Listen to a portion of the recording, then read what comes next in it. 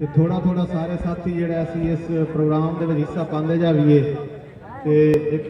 ਛੋਟੀ ਜਿਹੀ ਜਿਹੜੀ ਹੈ शाह साहब एक छोटी जी नज़म है साढ़े धरती माँ के शायर आकिब फतेहानवी की बड़ी खूबसूरत नज़म है। साड़ी धरती माँ का वहन भी है सारियां गल्लां ने वो चार शेर थोड़ी नज़र कर दें तो उस तो बाद जो है तुसीं जनाब जो नो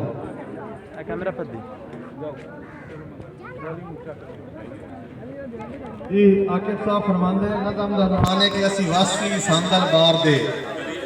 असी वासी सांदल बार दे साडा विरसा लोक विराग असी वासी सांदल बार दे साडा विरसा लोक विराग असी बोली बाहू दी बोल दे सानू पीर फरीद दी जाग असी सच्चे कौल करार दे साडी सिद्धी साफ दलील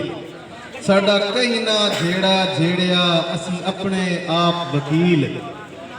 असा रातां कटियां जाग के सानू हसियां हो गए साल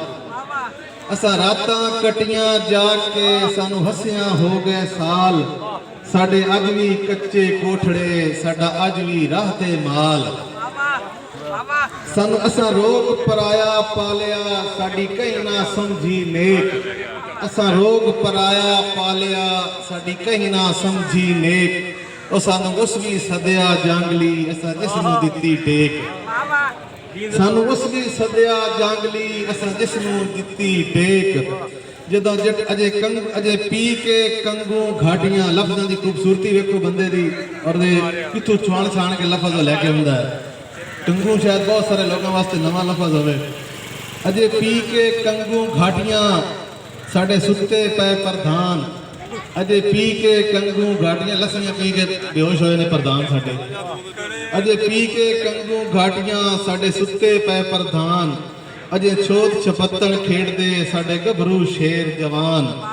जदा जट की वसों जागसी साडी जग ते होसी ठाठ जदा जट की वसों जागसी साडी जग ते होसी ठाठ साडे वैरी कंबसिन खौफ तू इंज बदले लैसिन राठ जिवें मार मुराद दलेल दे लिया अहमद खान दा वैर जिवें मार मुराद दलेल दे लिया अहमद खान दा वैर इंज वेड़िया जट अंग्रेज नूं ना पट्टण दित्तस पैर